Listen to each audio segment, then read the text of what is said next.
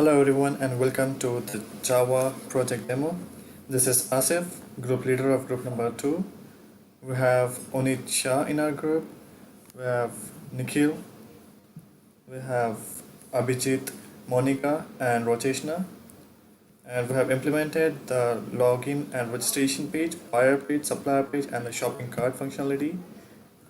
So in this we have used the JSF framework for designing our XHTML pages. We have used the MySQL data server. In this we have used two data tables mainly, which is the purchase order and the product. In purchase order we have got the supplier name, buyer name, all the products and price of the product. And in the product page we have got the supplier name, supplier like items provided by that supplier and all the product related items. So here, in case if you're already registered, we can directly log into this page. And if we just try to log in without entering anything, it will pop up a message saying enter the username. Right now I have saved this as the autosave password and ID. That's why it's coming up.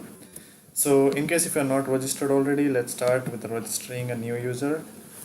So as you can see, we have implement all this. So we have made this as a required fields, the first name, last name.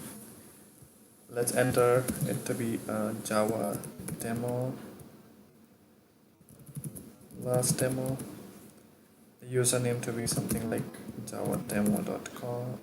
So we have implemented a regex for validation of this email address. So in case if you enter something in random values, it will not allow you to register as that one. So we have to have a proper format for login ID. So let's have a valid ID now. We have implemented, as you can see, the password strength. So you can enter. Okay, so this is a good password. I've entered 1 2 3 4 5 6 7 8 9.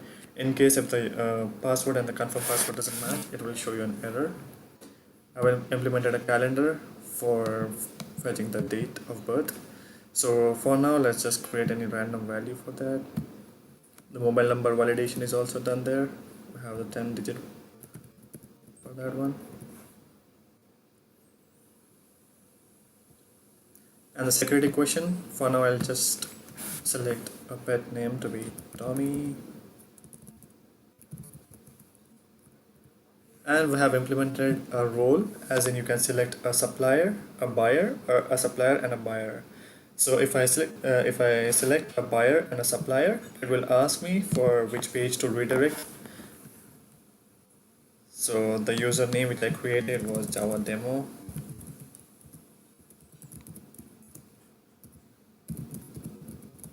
The password was 1 2 3 4 5 6 7 8 9. Okay, so it's asking me whether I want to go to a supplier page or a buyer page, as I have selected both the supplier and a buyer in the role while registering. So if I click on supplier, it will take me to supplier page. If I go back and select a buyer, it will take me to a page where I can do some shopping. So right, for now let's just log out of this page and see our forget password functionality. It is taking us to the logout page where we have the link to get back to the login page. So if I forget my password, I need to remember my login ID and my security question. So my login ID was javademo@gmail.com.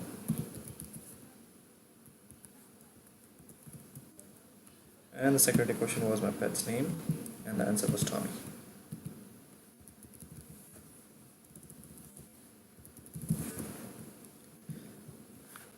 So as you can see, my password is coming up to be 1 2 3 4 5 6 7 8 9, and then I can go back and log in again.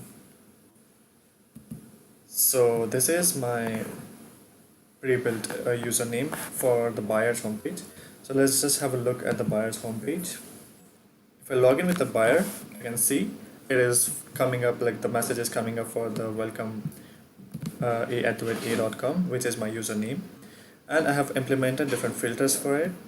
And I've implemented a checkbox where we can select multiple items at the same time and we can add it to the cart. So we have different filters for filtering the supplier name. We have different suppliers, as you can see. If I select on diesel and search, It will show me all the items which are provided by the diesel company.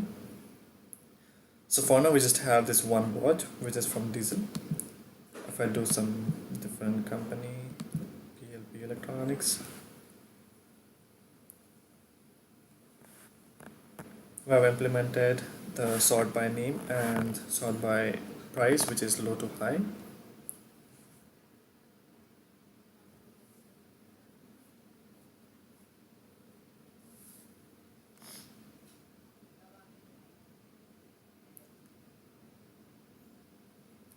So this is the product supplied by the PLP electronics. If I clear out this filter and do all the material order search, let me give me all the material orders.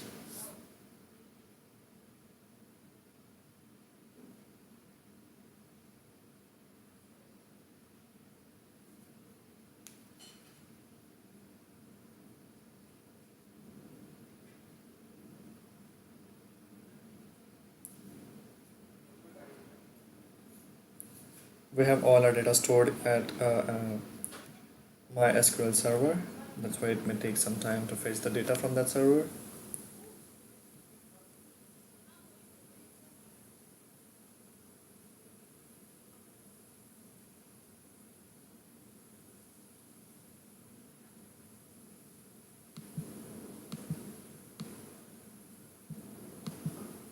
Okay, so now finally I got the material order search. So these are all the material type or orders.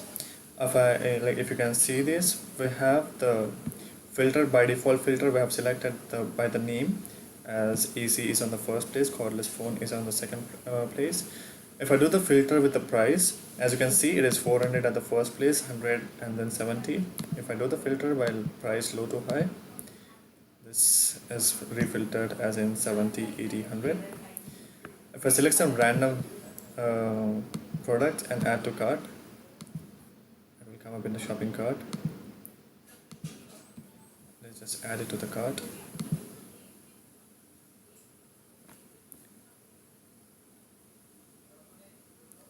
We have implemented the shopping cart, in which we have the criteria to update the quantity. We have the delete option, where you can delete the product whichever you don't want. And then we have got the total.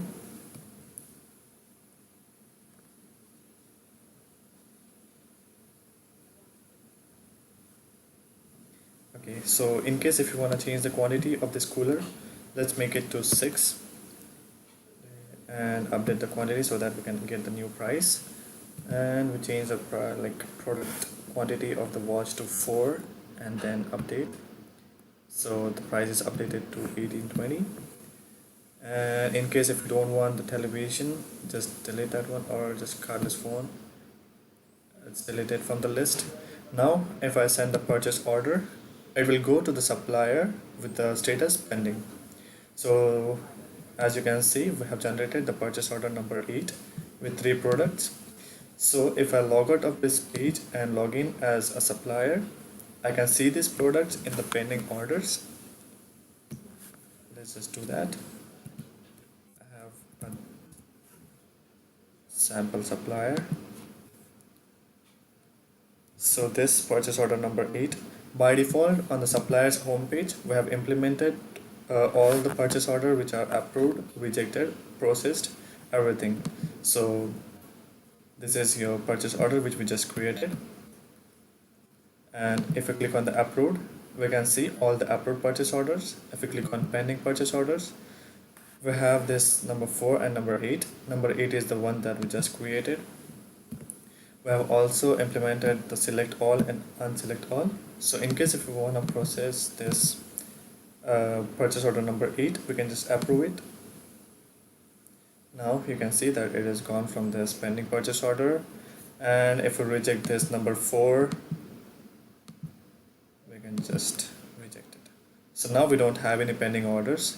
We can see the rejected purchase order list, and you can see this purchase order number 4, it's been rejected. Now let's go to the approved purchase order and generate the invoice for purchase order number 8. So if I click on create invoice in front of the purchase order number 8, I can see the products that I've added onto that purchase order number 8. So this was generated by the user a@a.com, and I have the quantity to be 6, 1 and 4. The price is 70, 100 and 300. So if I multiply 6 by 70, it is 420. So this is your gross total. And we have implemented the tax of 8.25%, which is coming out to 142. And we have given a 10% discount to our customers. So the net total is 162. Now we have also the option to print the invoice. So it will create a PDF format for this invoice, and we can even print this invoice. So that's all for our project. Thank you so much for watching. Have a good day.